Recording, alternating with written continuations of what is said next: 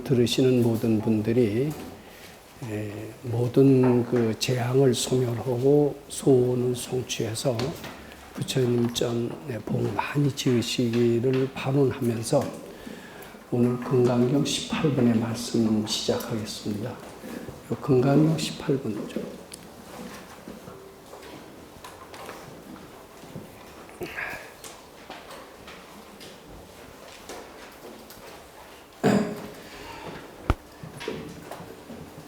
수보리야 어유나오 열애유 유관보아 이렇게 이제 부처님의 말씀이 시작이 됩니다.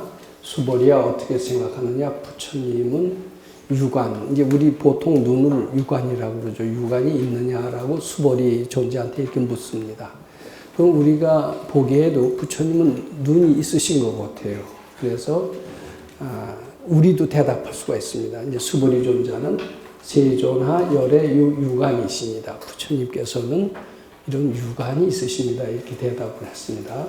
수보리야 어유나오, 수보리야 어떻게 생각하느냐? 부처님은 천안이 있느냐라고 물었습니다. 이 천안 하면은 우리는 조금 잘 모른다라는 생각을 합니다.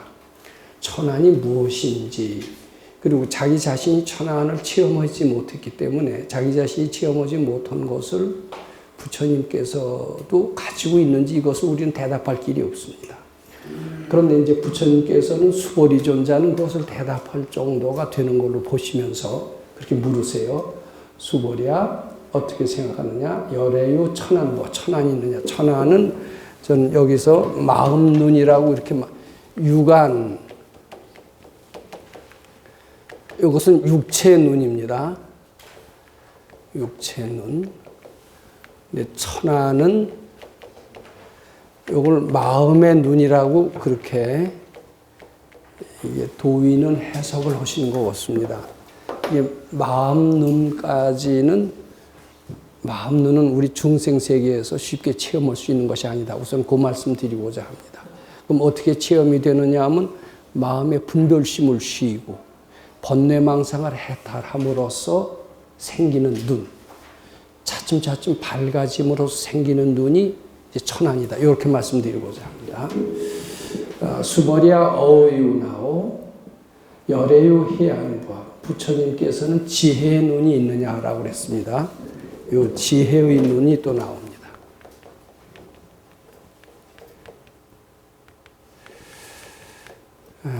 근데 이 천안은요, 뭐 예를 들면 이런 것을 천안이라고 그렇게 얘기를 한다고 합니다.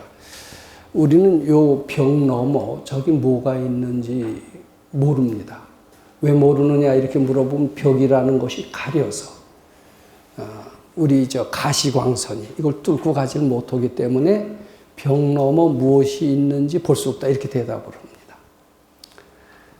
그런데 사실은 그게 참이 아닌가 봅니다. 물질이 다라고 생각하는 사람한테는 벽이라는 것이 광선을 차단하고, 광선이 있어야, 이제 광선에도 여러 가지 종류가 있는데 거기도 가시광선이라는 게 있는 모양이고, 가시광선이 물질에 닿아서 우리한테 반사돼 들어올 때 이때 물질을 볼 수 있다라는 그런 생각을 하고 있어요. 이제 보통 사람들의 사고방식입니다. 그런데 발근이는 그렇게 얘기하지 않습니다. 저기 이 밖에 벽이라는 것이 막혀서 볼 수 없다. 벽이 있기 때문에 못 본다라는 그 생각이 못 보게 한다. 이렇게 얘기를 합니다. 먼저 얘기하는 것은 과학자들의 설명입니다. 마음이 다가 아니다. 이런 물질 세계라는 것도 분명히 있다. 이런 과학자들의 견해에 의해서 우리는 반드시 가시광선이 물질에 닿다 반사돼 들어올 때밖에는 볼 수 없다. 이런 생각을 가지게 됩니다. 근데 발근이들은 그거 틀려요. 과학자들의 견해와는 틀립니다. 우리가 못 본다는 분별이 못 보게 한다. 이렇게 얘기합니다. 여기서 부산까지 도저히 우리는 못 본다라고 생각을 합니다.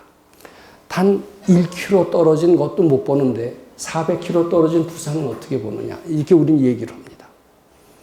그런데 발근이는 그렇게 얘기하지 않습니다. 400km 떨어진 부산에 있는 누구는 도저히 볼 수 없다라는 그 생각, 그 분별입니다. 분별이 있기 때문에 못 본다라고 얘기합니다. 만약에 여기서 부산까지 400km가 되는 먼 거리가 있다라는 그 분별심이 우리 마음속에서 사라진다라면 부산에 있는 일은 바로 눈앞에 있는 현실처럼 볼 수 있다라고 얘기를 합니다. 실제로 그런 것을 보는 것을 체험한 사람들이 있습니다. 뭘로 체험을 하느냐 하면 거리가 얼마나 머냐 이 생각을 자꾸 받쳐서 없어지니까 보이더라는 얘기입니다. 실제로 우리가 수도장에서 공부할 때 이야기입니다. 먼데 얼마나 거리가 멀다라는 분별만 없어지면 볼 수 있다. 이것을 한번 테스트하고 싶었던 우리 도반이 있었습니다. 그때 우리 참 1960년대였기 때문에 생활이 아주 어려웠고 시계를 구하기가 아주 어려웠습니다. 그때 아마 시계가 하나 있기는 있었는데 종종 고장이 나고 그랬습니다. 근데 지금 몇 시인가? 이게 굉장히 궁금하기 짝이 없어요. 시간을 알고 싶습니다. 그러면 저기 서울역에는 시계탑이 있고 그건 일제시대 때부터 있던 시계탑입니다. 그 시계탑이 여기서 볼 수만 있다라면. 근데 소사라고 하는 경기도 부천에서 소사까지는 굉장히 먼 거리입니다. 시계탑이 볼 리가 없어요. 근데 그 생각이 멀다라는 생각을 받치면 과연 볼 수 있는 것일까? 이런 궁금증을 가지고 그 궁금한 생각, 거리가 얼마나 먼다는 생각을 자꾸 받쳐봤습니다. 실제로 우리가 경험한 일입니다. 그랬더니 참 신기하게도요, 이렇게 서울역 시계탑이 나타나면서 시계 모양이 보이는 겁니다. 현재 몇 시라는 것을 알 수 있게끔 된 겁니다. 그게 맞는지 안 맞는지는 모릅니다. 다른 시계가 있다면 비교라도 하겠지만은 대략 맞다 이런 생각을 하게 됐는데 그것은 나중에 알고 봤더니 분별을 여기서 어디까지 거리가 얼마 멀다라는 그 분별심만 받칠 수 있다라면 누구나 볼 수 있는 그런 현상이라는 것을 알게 됐습니다. 그것을 천안이라고 한다고 그래요. 그런데 이 유관 천안과 이 회화는 조금 틀린 것 같아요. 이제 이것도 아는 능력입니다. 아는 능력에 속하고 이것도 이제 보는 능력이죠. 보는 능력. 보고 감지할 수 있는 능력. 그게 유관입니다. 천안은 먼 데 있는 거 또는 미래를 보는 수가 있나 봐요. 자, 우리 제일 궁금한 게 뭐냐 하면은 남북 통일이 언제 될 것인가, 과연 될 것인가, 이거 굉장히 궁금합니다. 아마 그것을 잘 맞히는 점쟁이가 있다면은 그 점쟁이 집 앞으로는 문전성시를 아마 이룰 겁니다. 근데 저는 가끔 그런 탐욕하는 마음이 생길 때가 있어요. 남북 통일이 언제 되는가, 우리 금강경 공부를 한번 알아보지. 몇 번은 봤던 것 같습니다. 근데 그럼 어떻게 합니까? 남북 통일은 언제 될까? 그 궁금한 생각을 자꾸 바치는 겁니다. 근데 자꾸 바치는데 쉽게 알아지질 않아요. 쉽게 알아지질 않다 보니까 내가 뭐 때문에 먹고 살 일도 바쁘고 다른 거 할 일도 바쁜데 남북 통일은 나한테 당면 과제도 아닌데 뭐 때문에 내가 그것을 알려고 한단 말인가? 잘 노력하면 알 수도 있겠지만 또 안다고 한들 그게 나한테 무슨 도움이 될까? 이런 생각을 하다 보니까 별로 알고 싶지가 않아졌습니다. 그래서 결국은 남북 통일이 언제가 되는 것을 지금도 모릅니다. 그런데요, 제가 만일 대통령이다. 남북 통일을 꼭 성취시켜야 되겠다. 나한테는 남북 통일을 성취시킬 어떤 당위성 의무감이 있다. 이런 꼭 필요성 의무감을 가지고 공부를 한다면 쉽게 지치지 않고 쉽게 포기하지 않을 겁니다. 그리고 결국은 알아낼 수 있다고 봅니다. 우리 금강경 공부하는 방법으로서 남북 통일이 언제 될 것을 잘하면 정확히 맞출 수가 있습니다. 그런데 저는 그런 필요성을 느끼지 못하고 출발했기 때문에 조금 하다가 중간에서 관두게 됐어요. 그래서 우리가 행복을 얻고자 한다, 돈을 벌고자 할 때는 잘만 하면 다 이룰 수 있습니다. 단지 그 필요성을 간절히 가지고 출발해야 됩니다. 필요성을 절실히 느끼지 못하고 출발할 때는 해서 뭐하나 이런 생각을 하면서 공부가 지속이 되겠습니까? 안 되겠습니까? 안 돼요. 근데 이건 내가 꼭 알아야 되겠다라는 필요성을 가지고 한다면 결국 알아지게끔 돼 있고 알 수 있다라는 게 이제 결론입니다. 바로 천하는 꼭 필요성을 가지고 공부를 한다라면 반드시 알아집니다. 우선 꿈에라도 알아집니다. 꿈에라도 알아진 뒤에 그 뒤에 현실로도 알아진다. 저는 이렇게 확신을 하고 있습니다. 왜 모르느냐? 멀어서 모르는 게 아닙니다. 우리 분별이 모른다는 분별이 모르게 한다. 이제 이렇게 저는 생각을 합니다. 그 다음에 해야는 역시 이것도 아는 능력인데 아는 능력 플러스 자비심입니다. 자비심에서 이게 사람을 살려요. 그러니까 여기까지는 소승이라고 한다면은 해안, 법안, 이제 불안이 있습니다. 이제 요 법안 불안은 해안에서부터 여기까지는 대승보살의 지혜의 눈이다. 저는 이렇게 말씀드리는 겁니다. 자, 여기 다시 한번 보겠습니다. 열애유 해안이십니다. 해안이 있느냐? 그래 물었더니 해안이 있습니다. 이렇게 대답을 했어요. 근데 이 수보리존자도 대단하죠. 저희 같은 사람한테는 열애가 천안이 있느냐 이렇게 물으면은 저도 천안이 없고요. 부처님도 천안이 있는지 모르겠습니다. 이렇게 대답할 거예요. 근데 수보리존자만 하더라도 스스로 천안을 체험을 했고 지혜가 상당해서 부처님도 천안이 있으실 거라는 어떤 확신이 있었던 겁니다.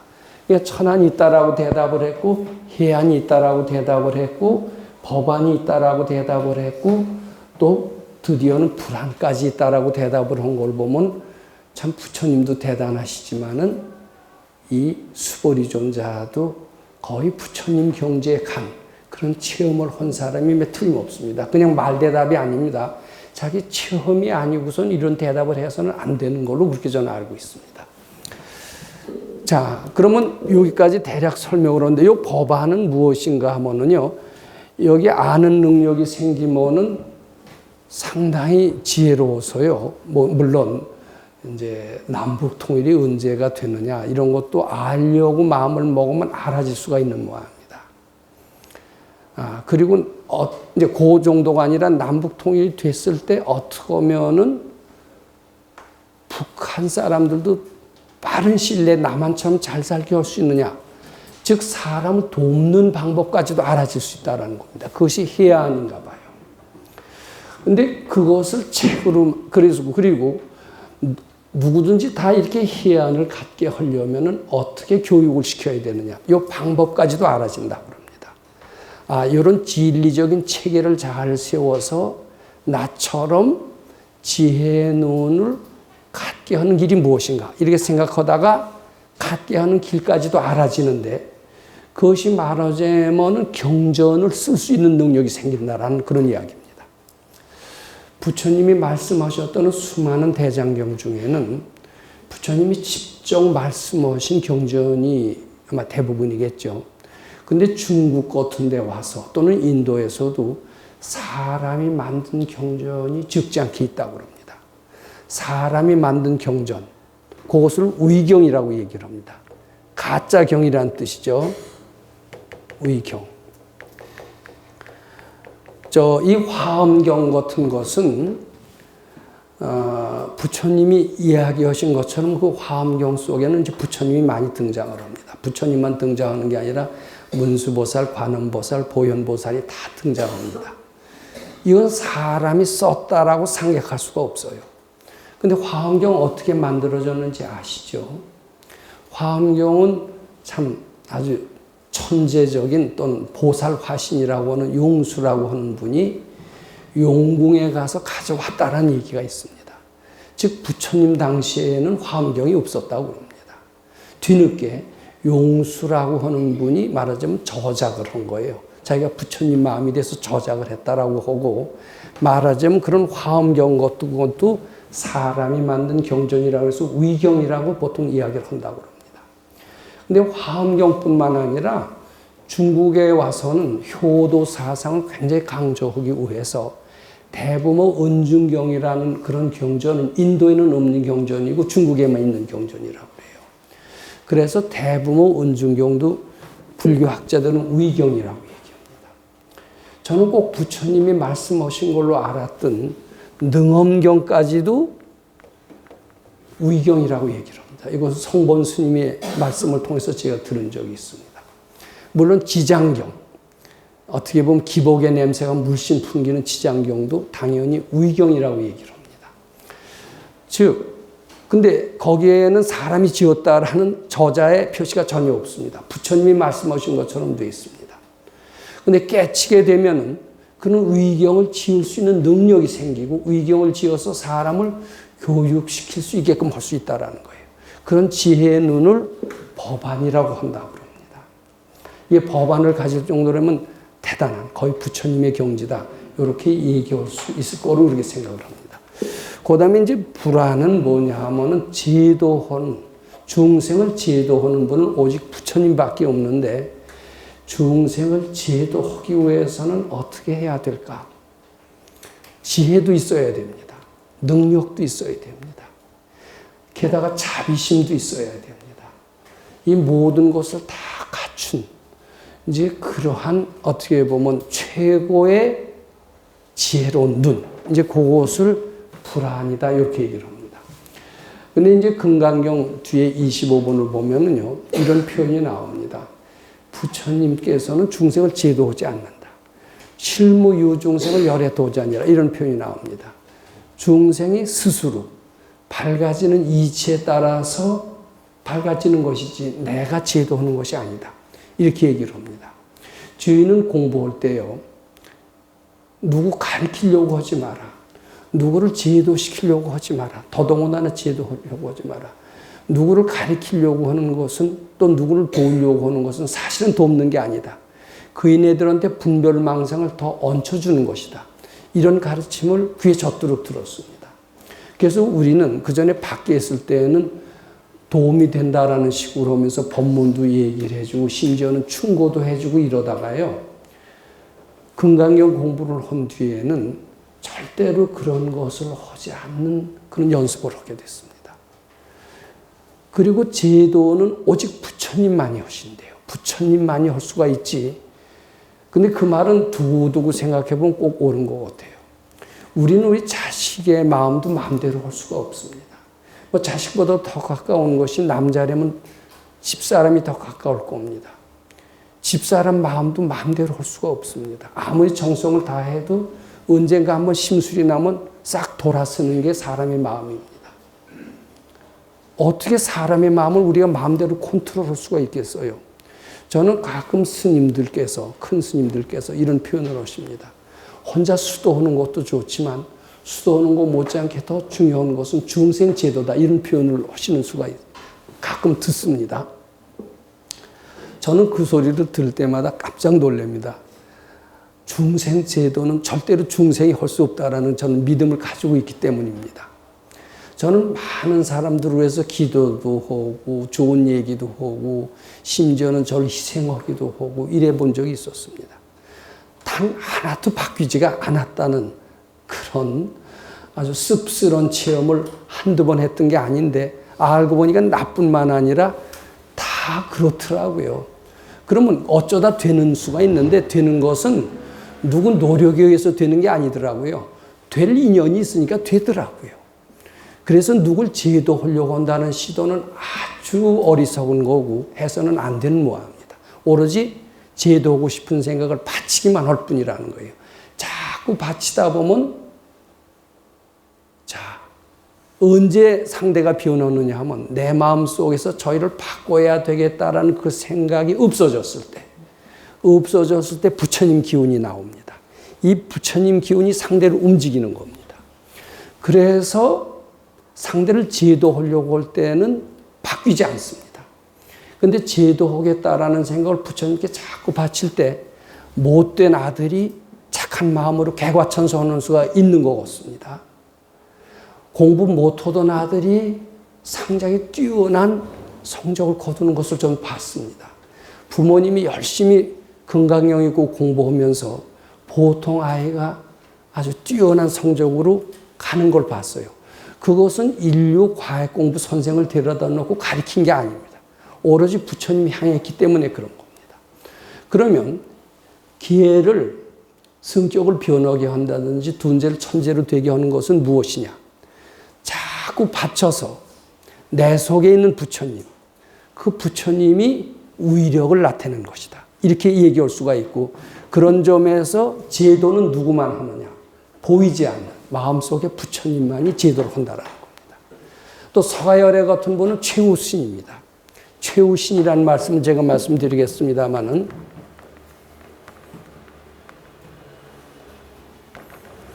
더 이상 윤회가 끝입니다. 그런 분은 딱 마음만 먹으면은 둔재를 천재로 만들고 못된 인간을 좋은 인간으로 바꿀 수가 있는 모양입니다. 그것은 최우신인 열애는 가능하지만 우리와 같은 보통 사람은 거의 불가능하다. 그러니까 제도하려고 하지 말고 올라오는 생각을 부지런히 바치라. 이렇게 교육을 받았던 기억이 있습니다. 제도는 오직 부처님만이 하는 것이다. 특히 마음속에 부처님만이 하는 것이다. 또는 최우신인 서가열애만이 하는 것이다. 이제 이렇게 우리는 알고 있습니다. 자, 그 뒤에 이제 그 설명이 나오는데요. 자, 그 다음 거 조금 읽어볼까요? 수벌이 어요나오 항하 간지스강 가운데 모래를 부처님이 이 모래를 이야기했느냐 이제 이런 그 질문입니다. 그랬더니 그렇습니다. 세존이시여 부처님께서는 이 모래를 이야기하셨습니다.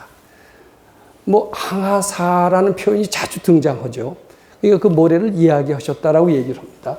수벌이 어요나 수벌이 어떻게 생각하느냐? 항하 가운데 모래 항하 중 소유사를 불소시 여신이다 세존하. 그 다음에 수벌이 어유나오 여일 항하 중 소유사수 여시사 등 항하 시제 항하 소유사수 불색의 여시가 영유다 보아 한 항하 가운데 모래수가 굉장히 많겠죠. 뭐 예를 들어서 100억 개라고 칩시다.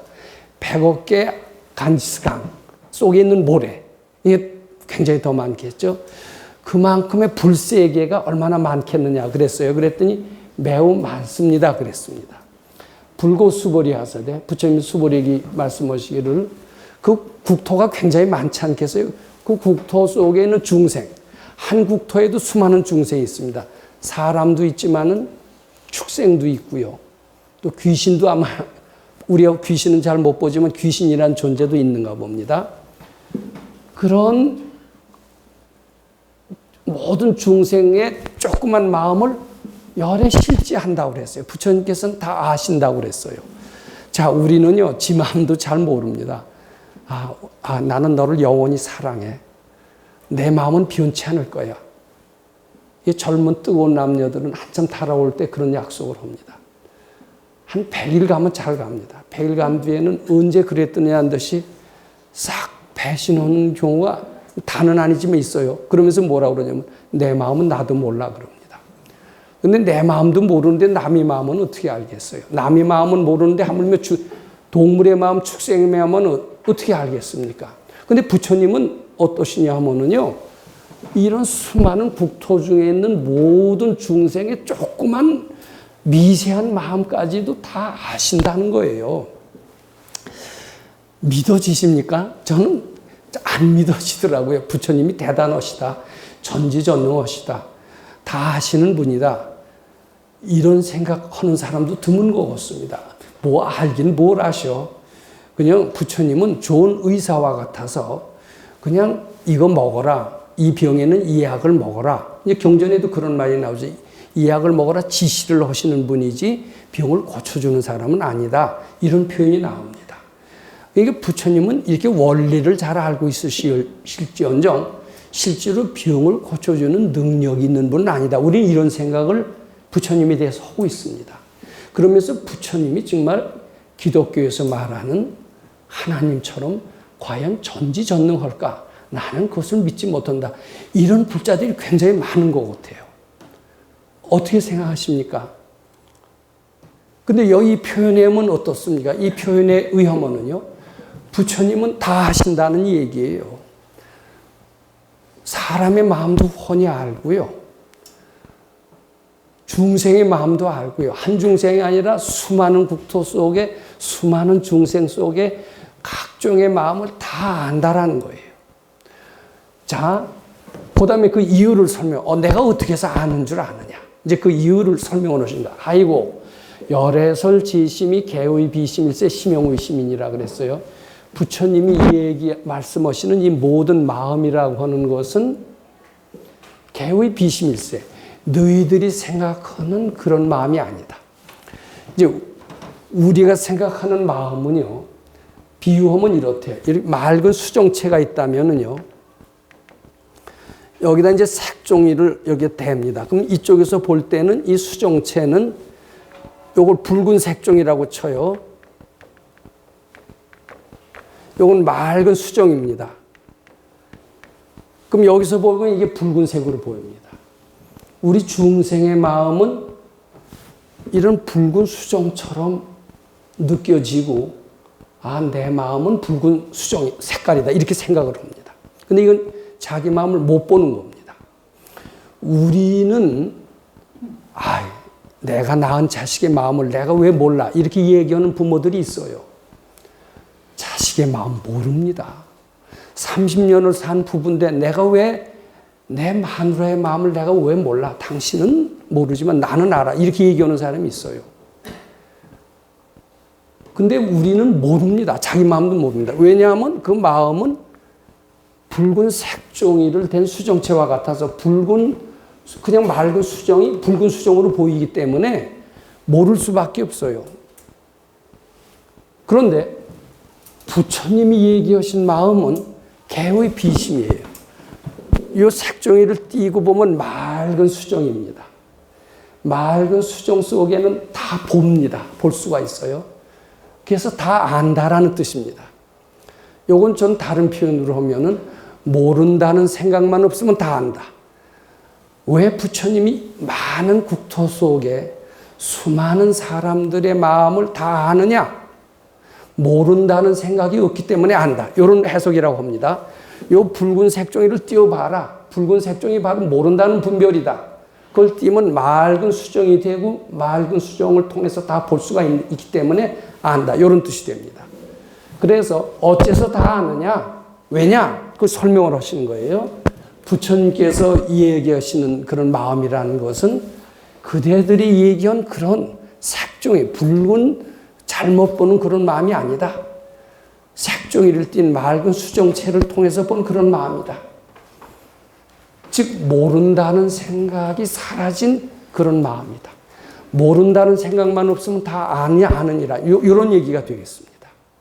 요건 제가 그 도인한테서 교육을 받은 그 말씀을 종합해서 얘기를 하는 겁니다. 실제로 저는 남의 마음을 유리알처럼 꿰뚫어보는 도인한테서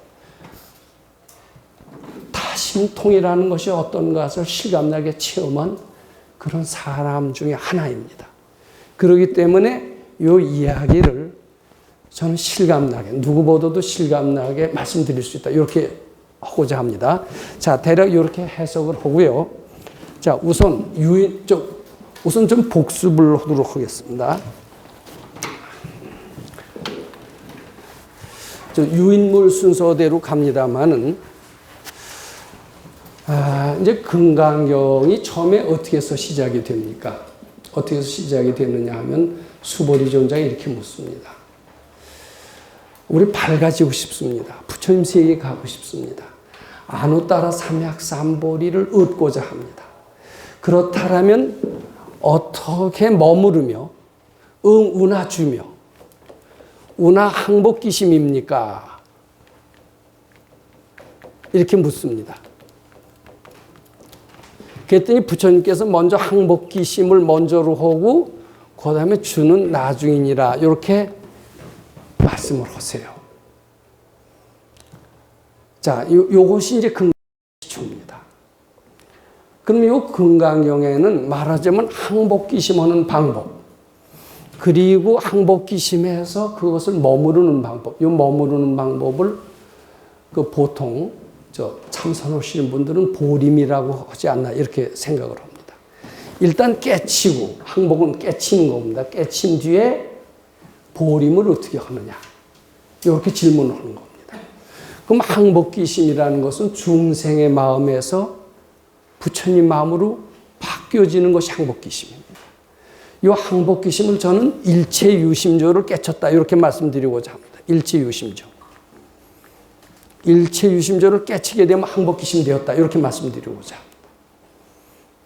그 다음에 어떻게 보림을 하느냐 하면은 공을 실천하면은 보림을 한다. 이렇게 말씀드리고자 합니다. 공을 실천한다라는 것은 무슨 일을 하더라도 부처님 기쁘게 해드리게 한다.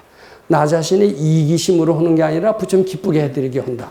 이것이 머무르는 방법이고 바로 보림하는 방법이다라고 저는 그렇게 말씀드리고자 하고요. 금강경은 이 항복귀심과 주에 대한 설명으로 꽉 차 있습니다. 또 다른 표현으로 한다면 일체유심조로 깨치는 그런 데서부터 시작을 해서 머무르는 가르침으로 딱 되어 있습니다. 그것이 이제 사국에, 금강경 사국에를 통해서 표현도 되지만은 사국에 말고도 간단한 글귀로도 표현되어 있습니다. 즉, 실무중생 득멸도자라는 말이 있어요. 실무중생 득멸도자. 이것이 이제 금강경 3분에 나오는데 바로 항복기심하는 방법이 되는 겁니다. 또 일체유심조라는 진리를 깨치는 내용도 됩니다. 자, 요 구절이 3분에 나오고요. 그 다음에 실무소득이라는 표현이 나옵니다. 요것은 특히 9분, 10분에 많이 나옵니다. 수다원, 사담, 안함, 아라함 모두 소득심이 없어야 됩니다. 연등 부처님 계실 때 깨쳤지만은 아무런 소득심을 내어서는 안 된다. 보살이 장엄불토를 하더라도 장엄불토라는 티를 내서는 안 된다. 왜냐하면 티라는 게 본래 없기 때문이다. 즉, 이 실무소득은 공의 진리를 실천하라 이런 뜻이 됩니다. 그 다음에요. 실무유법이라는 표현이 자주 나옵니다. 실무유법. 이것은 특히 17번에 자주 나옵니다. 이 실무유법은 일체유심조 그리고 공 두 가지 진리를 동시에 포함하고 있습니다.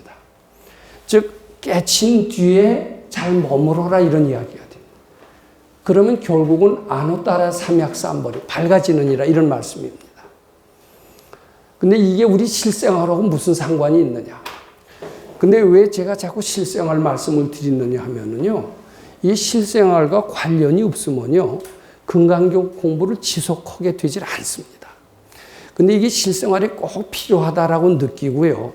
제가 아까 얘기한 것처럼 내가 지금 대통령이라고 가정해요. 대통령은 남북 통일시키는 게 지상의 과제입니다. 꼭 시켜야 될 그런 사명감을 가질 수가 있습니다. 그런 사람이 금강경 공부를 한다라면 남북 통일은 언제 될까도 알 뿐만 아니라 어떤 방법으로 하면 더 빨리 될까도 금강경을 통해서 알 수가 있습니다. 필요를 느끼기 때문에 그렇습니다. 근데 저처럼 남북 통일의 필요를 느끼지 않고 출발하면요. 중간에 공부를 하다가 내가 뭐 때문에 이것을 하려고 그러지? 이건 나한테 어울리지 않는 과제야. 그러면서 중간에 포기를 하게 되고 결국은 그것의 해답을 얻지 못하게 됩니다. 그런데 제가 왜 이것을 생활 속에 금강경 하면서 생활과 직결시키느냐 하면은 난 당장 먹고 살아야 될 일을 해결해야 된다. 이럴 사람은 너무나 많습니다. 도통을 안 해도 될 사람은 대부분이지만 먹고 사는 문제를 해결해야 되는 것은 누구한테나 주어진 과제입니다. 이거 도통하기 위해서 공부해라 그러면은 이제 처음엔 도통은 좋은 거다. 도통은 뭐 만능이다. 이제 탐욕심이 나는 겁니다. 탐욕심으로 출발하는 사람이 너무나 많습니다. 그러다 중간에 다 관둬요. 왜냐하면 나한테 필요한 것은 도통이 아니라는 것을 금방 알기 때문입니다. 당장 나한테 더 필요한 것은 먹고 사는 문제를 해결해야 되고 먹고 살 돈이 있다라면 대인관계가 원만해져야 되는 것이 나한테 또 필요한 거고요. 뭐 등등 한층 더 나아가서 좋은 법당을 세우고 부처님 기쁘게 해드리는 것이 필요하지 난 도통은 필요 없다 이렇게 생각하는 사람이 너무나 많습니다. 즉 도통을 목표로 해서는 공부를 오래 지속할 수가 없게 됩니다. 그럼 왜 생활 속의 금강경이야말로 제대로 금강경 공부하는 길이냐 하면은요. 우리 세상 살아가는 데는 필요한 일도 많고 어려운 일도 많고 당연히 넘어야 될 길이 너무나 많습니다. 근데 우리 혼자 힘으로는 안 됩니다. 근데 금강경 하다 보니까요. 필요한 일 이런 것들이 하나하나 해결이 다 되는 거예요. 모든 난제를 다 금강경을 통해서 해답을 받을 수가 있는 거예요. 둘째가 천재가 되고 싶다. 난 지금 천재가 되지 않으면 안 된다. 천재가 돼야만이 물론 나도 잘 살 수 있지만 우리 국가 사회를 발전시킬 수가 있다. 한국에 수많은 노벨상 받는 사람을 만들고 싶다. 내가 지금 그런 위치에 있다. 이런 사람들은 바로 금강경 공부를 통해서 그 소기의 목적을 달성할 수가 있는 겁니다. 그러니까 이 생활인들은 필요를 느끼면서 공부를 해야 이 추진력도 생기고요. 결국 목적 달성을 할 수가 있습니다. 필요가 없이 출발할 때는 아무런 결과가 있지 않다. 이 말씀 분명히 드리고자 합니다. 그래서 일체유심조도요, 너무 깜깜한 거예요. 가는 데마다 일이 꼬이고 안 되고요. 지혜가 없어서 사람들한테 배신을 당하고요. 하는 것마다 참 이런 사람은 내가 지혜가 없어서 이렇게 당하는구나. 어떻게 하면 지혜가 있을까? 지혜의 필요성을 느낍니다. 그런 사람한테 금강경 읽으라고 권해볼 수가 있습니다. 그런데 금강경 자꾸 읽다 보면요. 모든 것이 마음이로구나 이렇게 딱 알아지는 수가 있습니다. 다 시시각각으로 소원성취를 되고 있는데도 난 불만하고 있었구나 이렇게 알아질 수가 있습니다.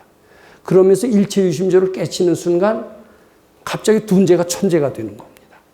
그래서 일체유심조는 딱 밝아지는데도 꼭 필요하지만 우리 생활하는데도 매우 필요한 겁니다. 지금 금강경 가르침이 일체유심조와 공을 깨치는데 다 중점이 돼서 부처님은 그렇게 얘기를 하고 계시고 이 구절이 그렇고 사구계가 그렇습니다. 그럼 일체유심조는 뭐냐면 모든 게 내 마음이다. 내가 불러온 것이다. 이렇게 알아야 됩니다. 그리고 그 마음도 없는 것이다. 실은 없는 것이다. 이렇게 알아야 됩니다. 제가 지난 주일에 일본의 백은대사 말씀을 드린 적이 있었습니다. 근데 백은대사가 일체유심조를 실천을 해서 지혜로 일단 항복기심을 한 겁니다. 그 뒤에는 이제 실제로 백은대사 말씀을 하는 게 좋아요. 백은대사 앞에는 난데없는 아기가 하나 왔습니다. 그러면서 뭐라고 그러냐면 당신이 나쁜 짓 해서 낳은 아기요 하면서 청천벽력같이 아기가 떨어졌어요. 보통 사람 같으면 난리가 났습니다. 이게 무슨 내 자식이냐. 너희들이 너희들 잘못을 호도하기 위해서 애를 나쁜 짓 해서 애 낳아놓고 왜 나한테 책임을 전가시키느냐. 요새 식으로는 소송을 하고 뭐 난리가 날 겁니다. 그런데 백은대사는 어땠습니까? 제가 이런 말씀 여러 번 드렸습니다. 눈에 띄는 것, 귀에 들리는 것, 코에 냄새 맡는 것은 그 물건에서 물건을 보는 게 아니다. 뭐 물건에서 소리가 나서 내 귀에 들리는 게 아니다. 내 마음이 있으니까 그게 보이는 거고 내 귀에 듣는 어떤 소질이 있어서 그게 들리는 거다. 이런 말씀 드렸습니다. 왜 내 눈에 거지가 이렇게 잘 띄느냐. 이것도 예를 들어서 말씀드린 적이 있습니다. 내 속에 궁한 마음이 없다라고 가정해 봅시다. 절대로 거지가 눈에 안 띕니다. 저는 이 경험을 통해서 합니다. 거지가 눈에 잘 띌 때는 내가 궁한 마음이 많구먼 이렇게 하시면 틀림없습니다. 제가 지난번에도 말씀드렸습니다. 우리 소사도령에 쥐가 많았다는 얘기를 했습니다. 쥐가 그냥 발에 채입니다. 사람도 전혀 두려워하지 않아요. 잠자는 방에까지 들어옵니다. 왜 내 눈엔 쥐가 띌까? 보이니까 띄지. 시력이 좋으니까 당연히 볼 수 있으니까 띄지. 이렇게 생각을 했어요. 근데 나중에 알고 봤더니 우리 속에 궁한 마음이 쥐를 띄게 한다는 것을 알게 됐습니다. 뱀이 잘 뛰는 수가 있습니다. 우리 수도장에는 뱀이 굉장히 많았습니다. 저는 심지어 뱀에까지 물린 적이 있었습니다. 그런데 백 선생님이 이렇게 얘기를 하세요. 우리 스승께서는 뱀이 눈에 잘 띄는 것은 왜 띄는 줄 아느냐. 우리는 생각에 뱀이 눈에 띄는 것은 뭐 이유가 있는 게 아니라 뭐 잘 보려고 하다 보면 누구한테나 잘 띄는 거 아닙니까?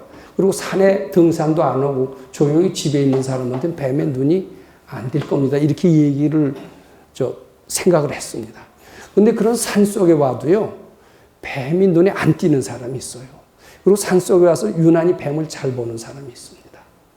왜 잘 보느냐 하면 지 속에 뱀이 있어서 잘 본다고 그럽니다. 뱀이 없는 사람은 안 본대요. 이게 어떤 분한테 공부를 굉장히 잘하신 분입니다. 여기 딸기밭에 뱀이 잘 숨는다. 조금 전까지도 뱀이 그리 들어가는 것을 누가 봤다. 그러면서 이제 공부 잘하는 분한테 딸기밭 속에 뱀을 한번 찾아보라고 그랬다고 그럽니다. 뱀을 샅샅이 뒤져도 뱀을 그의 눈에는 띄지 않았다고 그래요. 딸기밭에서도 못 봤을 뿐만 아니라 그의 눈에는 뱀이 안 띕니다. 뱀만 안 띄는 게 아니라 나쁜 일이 띄질 않아요. 일생을 통해서 나쁜 일은 이리 빠지고 저리 빠지고 항상 좋은 일만 눈에 띄었다고 그래요. 그건 마음속에 탐진치를 닦으면요. 궁한 마음을 잘 닦으면 쥐가 눈에 안 띕니다. 뱀이 안 띕니다.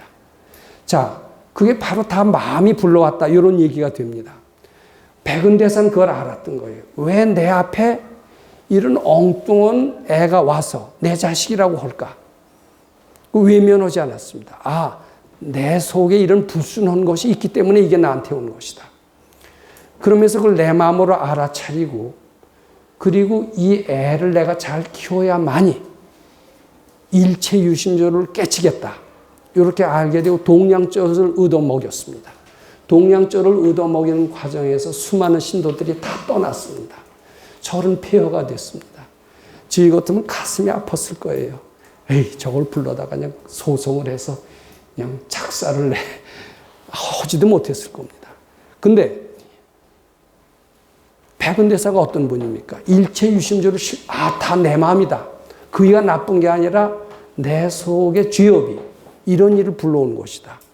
이 죄업을 해탈하고 일체 유심조를 깨치기 위해서는 얘를 동량젖을 먹여서 키워야 되겠다. 이런 생각을 하고 몇 년을 그대로 키웠다고 그래요.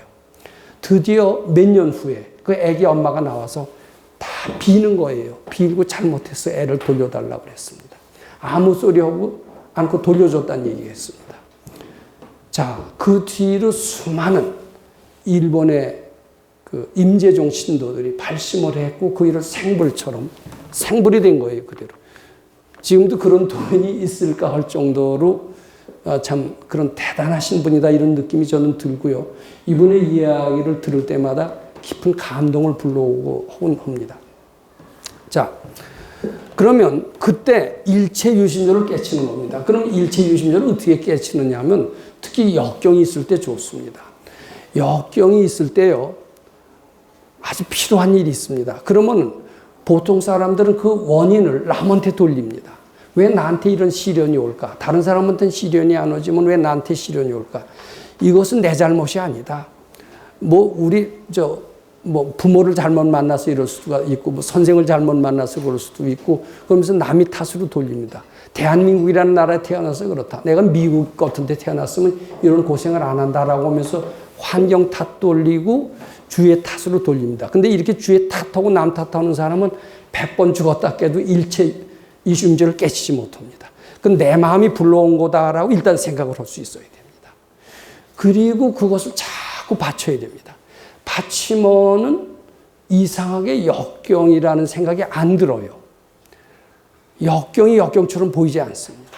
아, 이것 때문에 내가 영적 성장을 할 수가 있고 이것 때문에 못된 사람이 잘 될 수 있다는 것을 발견합니다. 실제로 얼마 전에 그 정두원이라고 하는 새누리당 국회의원이 나와서 얘기를 하는 것을 들은 적이 있습니다. 저는 그 일을 전혀 모릅니다. 근데 그이가 자기 말로는 아무 잘못도 없는데 깜빵에 가서 1년 동안 고생을 하다가 무죄로 나왔습니다. 그러니까 이제 그 주위의 기자들이 그래요.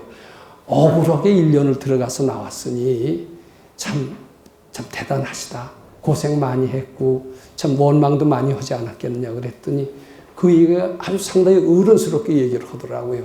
난 깜빵에 들어간 게 조금도 억울하지도 않고 누구 원망하지도 않았다. 왜냐하면 깜빵에 있는 동안에 내가 사람이 됐기 때문이다. 그전에는 너무나 잘난 척했고 웬만하면 다 남이 탓을 했다. 알고 봤더니 깜빵에 들어가 있는 것은 내가 비록 무죄가 됐지만은 내가 불러서 온 거고 깜빵을 통해서 내가 얼마나 사람이 됐는 줄 아느냐. 난 깜빵에 간 것을 큰 축복으로 생각한다. 이런 어떻게 보면 종교인들이 할 수 있는 그런 이야기를 하는 것을 들었습니다.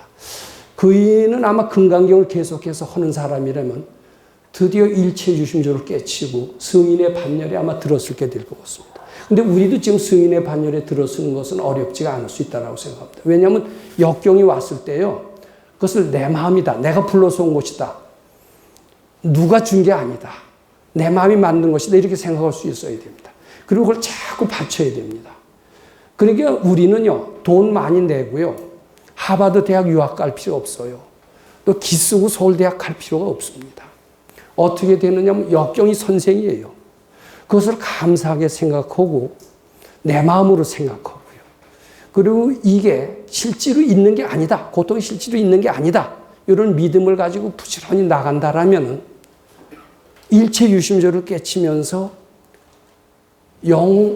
도인의 반열에 오를 수도 있고, 도인의 반열에 못 오른다 하더라도 영호골의 반열에는 오를 수가 있습니다. 상당히 지혜로워집니다. 세상에 두려울 것이 없는 사람으로 변할 수가 있습니다. 그래서 제가 이 금강경 연수원이 꼭 필요하다라고 말씀드리는 겁니다.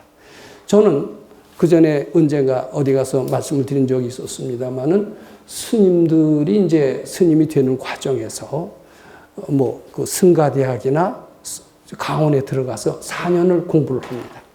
이 4년의 기간을 지금 말 들어보니까 모든 강원의 커리큘럼은 동국대학교 불교학과 커리큘럼으로 그대로 가게 하는데, 이게 참 순수한 스님을 외래 질을 떨어뜨린다라고 그 강원의 강사 스님한테서 얘기를 들은 적이 있습니다. 그러면서 강원의 커리큘럼은 이제 조계종, 거기서 다 지시가 내려온대요. 그러면서 그것을 굉장히 걱정하는 이야기를 들었습니다. 제가 그 스님한테도 그런 말씀을 드렸지만 그 스님은 아무런 힘이 없었어요.